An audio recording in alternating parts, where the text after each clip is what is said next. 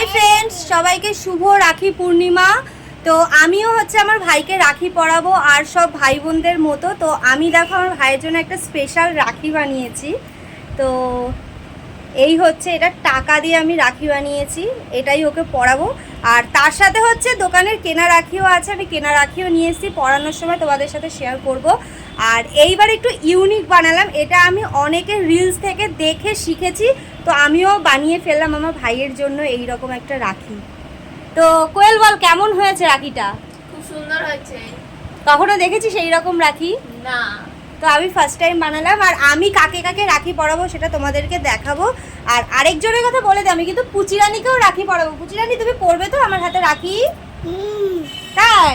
তুমি কাকে পরাবে রাখি? তুমি কাকে রাখি পরাবা? মাম্মামকে। ও অ্যাকচুয়ালি জানে না ও কাকে রাখি পরাবে, ওর পরানোর দরকার পরিয়ে দেবে। ও হচ্ছে দাদানকে রাখি পরাবে, আর আমি পুচিরানিকে রাখি পরাবো। পুচিরানি আরও একজনের কাছ থেকে রাখি পরবে। তো কে কাকে কাকে রাখি পরাচ্ছে সবটা তোমাদের সাথে শেয়ার করবো। আর কোয়েলও পরাবে রাখি, কাকে পরাবে সেটা তোমাদের সাথে পরে শেয়ার করবো।